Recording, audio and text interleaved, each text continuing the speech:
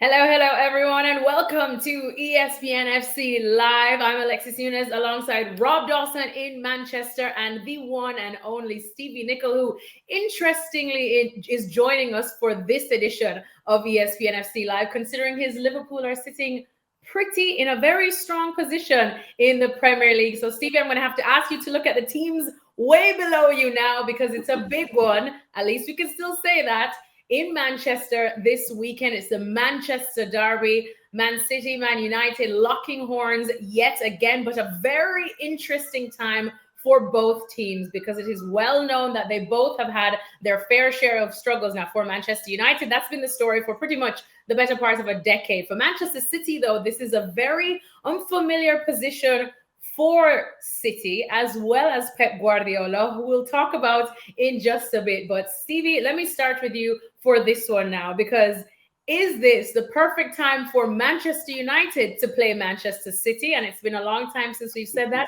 Or is this the perfect time for City to play United and kind of get their wheels back on the track? Well, initially, when you think about that, you obviously would go to City, in my opinion. You know, all the times recently that United have upset City, pretty much City have been nailed on to beat them, and then somehow Man United have come up with some sort of performance and won the game. Mm-hmm. So that would be why you would go for City. At the same time, when you look at the problems that United have got, that's the reason why it's hard to go for United as well. So I guess what I'm saying is, I don't think you can separate these two teams. You know, when you look at them both, the first thing that comes to your mind is the problems they have. Yeah. And they all have similar problems. In fact, the problems they have, in my opinion, are almost exactly the same. You know, right now they have trouble scoring goals. Where's the goals coming from? You take Haaland out of City, where are they coming from? Man United, I'm not sure who the goal scorer is to begin with. In the middle of the park, in my opinion, they can't defend. Man City can't stop anybody getting at their back line. I don't believe Man United's middle of the park either, particularly with Casemiro. He's not stopping anybody getting through him. And then the back line, I think that both back lines look very suspect. So, you know, this game's tough to call. And I'm actually not going to call it because I can't think of a good reason to back any of the two of them. Oh my days, Rob. When was the last time we heard those words that Stevie even said that he can't really separate the two? We're talking about Manchester United and Manchester City, the quadruple winning Manchester City. But look, it has been a rough patch for the citizens. But for you, as the same question I'm going to ask, is it perfect for Man United to play them now and probably get something? As Stevie said, they have been able to pull it together, at least when they come up against their toughest rivals. Or is it time for City to get a result against United to kind of settle things and some of the pressure that's been mounting around them? Yeah, I mean, it's interesting because we saw Ruben Amorim in Pilsen last night after their Europa League game, and the first question he was asked about the City game was, is this a perfect time to play City? And he said, well, no, because they might be struggling, but so are we, and gave pretty much the same answer as Stevie just has there. I think Amorim is looking at his team and thinking, well, I've got a lot of issues to deal with in the same way that Pep Guardiola has got issues to deal with. So he doesn't want to sort of start talking about whether this is the perfect time to play them or not. What both managers will be thinking, though, is that it probably is the perfect game to get themselves back on track. That you go through these spells of games and results that aren't going your way. But because it's a derby, because it's United against City, a result in that game can change the entire narrative. You know, the mood around City, if they were to win, would look entirely different on Monday morning. And the same goes for Man United. You know, everything that's gone before kind of goes out the window. If you can manage to get a result in that game, it changes everything. And I think both managers, even though they probably don't want to say that it's a perfect time to play each other, both managers will be looking at that game and thinking that is a game that we can win and make a statement at a time when both teams really need it. Obviously, you've got Ruben Amorim, who's already beaten City relatively recently when he was in charge of Sporting Lisbon. You've got Pep Guardiola, who's got a fantastic record against Man United in derbies that he's played before. So both teams have got serious issues. Stevie's hit the nail on the head with that already. But I think both teams will fancy their chances of getting a result. And again, the mood around the clubs, whoever wins that game on Monday morning will be entirely different to the mood around those clubs now. Can I just double down on what Rob said there? I mean, not too long ago, the difference between losing and beating Manchester City for United was Ten Hag getting his job or keeping his job. I mean, that's how significant what Rob's talking about is. Certainly in terms of Man United. I don't think much will change if Man United do win the game for Pep, but certainly the other way around. It would be a huge fill-up for United and obviously for Amorim. Well, like we said, big game this weekend in the Premier League with the Manchester Derby. Thanks to everyone who's tuning into this ESPN FC Live. If you guys have any questions, whether about the Manchester Derby or maybe you want to talk about Liverpool, considering we have Stevie here, or anything else Premier League related, just write it in our comments box and we'll see if we can get any of the boys to answer them for you. But let's stick with the Manchester Derby and let's try get a little bit into City's problems then, Rob. Just trying to get to the source of them, I suppose. And if you can pinpoint 1, 2, 3, 4, because we spent season after season after season for about a decade now talking about United's problems. But is it as simple to just say that maybe it's just the end of an era, or maybe it is the key injury to a machine that is Rodri? I think it's a perfect storm of issues that Pep Guardiola is having to deal with. You mentioned there the Rodri injury, and that is a huge blow to lose the Ballon d'Or winner. Everyone knows how important he is to that City team. But aside from that, he's also dealing with players dropping in form. You know, Ilkay Gundogan has come back from Barcelona and hasn't looked the same player. Phil Foden, who was voted the Premier League's best player last season. He had 19 Premier League goals last season, Phil Foden, and he hasn't scored in the Premier League yet this season. You've also dealing with the loss of Julian Alvarez. He averaged a goal every 3 games for City. He's now at Atletico Madrid. He's not been replaced. Kyle Walker, who's been fantastic the last couple of years for Man City, hasn't found the same form. He looks like he's struggling recently. Pep Guardiola has felt the need to drop Ederson because he hasn't been performing. You're talking about all these players who have played such a huge part in what City have achieved over the last sort of 4 years to win 4 Premier League titles in a row. And all of these issues have all happened to Pep Guardiola at the same time. So it's fair enough for him to talk about injuries. And it's an easy one for a manager to point at the injuries because ultimately that's not his fault. He can kind of distance himself from that and say, well, it's injuries. All I want is my players back. Well, there's probably more going on than that. There's all these little issues that Guardiola's having to deal with. And another big one in Erling Haaland. You know, Erling Haaland has been an absolute machine in front of goal for City the last 2 years, but he scored 3 Premier League goals since the end of September. So all of these little things are adding up, and Pep Guardiola is in a situation now that he's never experienced before in his managerial career. You know, he's talked in the past over the last couple of weeks about, it's my job to find solutions, it's my job to solve this. Well, right now he hasn't managed to do that. And we saw again in the week that they struggled against Juventus. So the issues that he's having to deal with aren't going away anytime soon, and he does have to solve it. You know, despite everything he's achieved as a manager, and he will go down as one of the greatest managers that the game has ever seen, he is having to deal with something that is very, very new to him because he's never experienced this when he was at Barcelona or Bayern Munich or in his first sort of 7 or 8 years at Man City. This is, I would suggest, it is perhaps his biggest challenge to see if he can find a way of getting City out of this. Stevie, I'm going to play devil's advocate a little bit because this is something that we heard, Rob and I, you know, in many of our interviews that we had with Erik ten Hag during his time at Manchester United, that he was plagued with injuries. He rarely, if ever, even got to play his ideal 11. And then the players that were coming off of the bench weren't necessarily of the caliber that either he wanted or Manchester United needed. But this is Manchester City now. We're talking about the team whose squad, whose bench, whose academy probably could be the envy of the world right now. Considering the budget that they have, we talk about City's bench being able to be, you know, starters in any other club in the world as well. So why is it that we're finding that they're suffering so much without these key players? Well, because eventually when you start pulling diamonds out of the hat every season that City have been doing for the last, 6-7 years, eventually that runs out. You just can't keep doing it. And so with all the issues that Rob was talking about, it's just another one where the young guys coming in. And I mean, the old term, they're not fit to lace the boots of the player that was in before them. And that doesn't mean that they're not good players. It just means that the level that the previous, whether it's Kevin De Bruyne you're replacing or anybody else, the level of that player is very hard to replicate, particularly with a young player.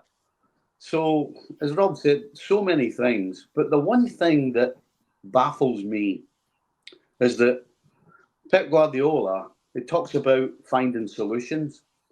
Well, it doesn't look as though he's trying to find any solutions because he keeps putting out the same team and tries to play the same way. That's not finding a solution. You know, at least with Ten Hag, he would stick a team and stick them all behind the ball and defend for their lives and break. You know, sometimes they'd try and play, sometimes they would sit back.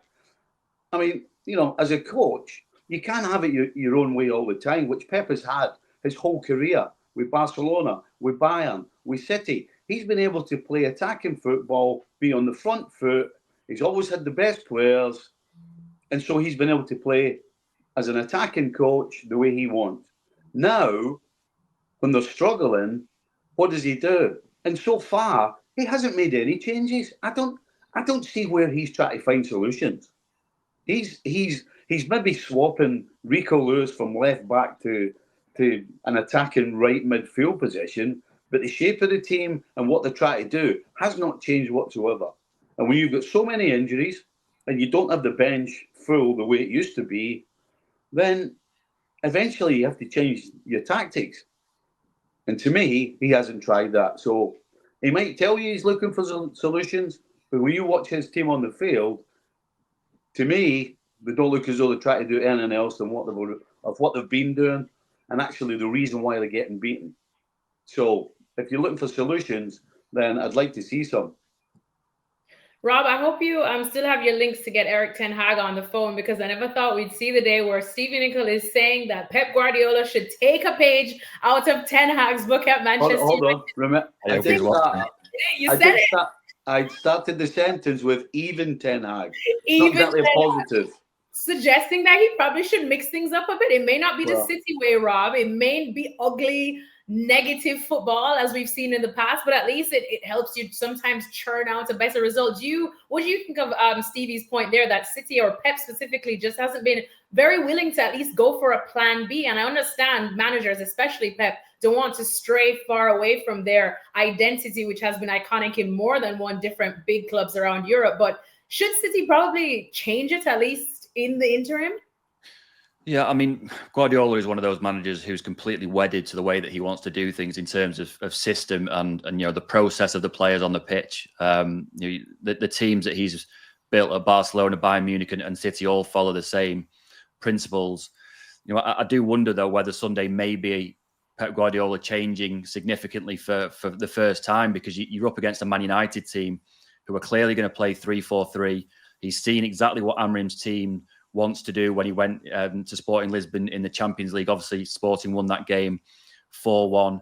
I do wonder whether on Sunday, now I'm not suggesting that Guardiola is definitely going to do it, but I imagine changing system and matching up with a back three to do what Man United are going to do may have crossed his mind, just simply because of what Stevie said, that you know, he has told us in news conferences that he's looking for solutions, that he needs to find the answer to this. And he hasn't changed system. He's changed players. He's moved players around. You know, Rico Lewis has moved into midfield. They've tried Kovacic as a holding midfield player, although he's injured now. They've tried Gundogan as a holding midfield player, and it hasn't really worked out. The one major change that Guardiola could do was move away from that 4-3-3 system that he's loved so much and try and match what Man United are going to do on Sunday and go with the back three. The big problem with that, it goes back to injuries. Has he got enough fully fit centre halves to field a back three? Well, that would be the big concern if he is thinking of doing that. I imagine that when we get the teams on Sunday, Pep Guardiola won't have changed very much. It will still be that back four with, you know, three midfielders and three forwards. But it is certainly something that I imagine, you know, Pep Guardiola, who's such a student of the game, will have considered, because he knows exactly what Ruben Amorim and Man United are going to do when they turn up at the Etihad on Sunday. Well, we're going to talk about Manchester United in just a bit for any Red Devils that are watching. But just a reminder, if you guys have any questions, any comments that you want to put to the boys, just send them in the comments box and we will try to get to as many as possible. But Stevie, considering you are the only one here that has had some managerial experience at the top level. I could probably ask you this: if you're Pep Guardiola, or how would you ask or want to see him play this weekend? Rob obviously gave some suggestions there of what City could do to mix things up to probably counteract whatever Manchester United throw at them. What would you like to see City do? Well, I think the most obvious and the simplest thing that City could do is to not be in charge of the game and not be forcing it. How about you sit back a little and let the other team come at you? You know, because right now, the way they're playing going forward, the way they've always done, the fact they're not scoring goals, the fact that they can't stop anybody in the middle of the park, the fact that even when you get to that back four, they're not working as a unit, they're not defending together. So if you just draw a line in the sand and say, okay, this is where we start, and then when we get the ball, we're going to do to teams what they've been doing to us, and then get after them with a little bit of space that the likes of Haaland in particular can run into. I mean, to me, that's obvious and straightforward and easy. And all you got to do is look down the road to Liverpool. You know, when Liverpool played City in the first half, they squeezed the life out of them. They closed them high, and in the second half, what did they do? They drew a line in the sand and said, "Okay, come at us, and then when you turn the ball over, we'll get at you." I mean, as I said, to me, that's straightforward. That's the simplest way to do it. It means defensively, everybody's closer to each other. There's not as many holes, because right now, when they turn the ball over, there are holes everywhere. So, change the way you go about it. You don't have to change your shape. All you got to do is hold the position and not be forcing the opposition way up high, which gives them, as I said, a lot of space when you lose the ball. 17 minutes and 23 seconds. That's exactly how long it took for Stevie to bring Liverpool into this chat. But of course he would, because he is smug as a bug in a rug, considering exactly where they're sitting in the table. Rob, let's talk about Manchester United now. You just kind of heard what Stevie said, you know, almost City to say, let United come at us. Let's see what they got.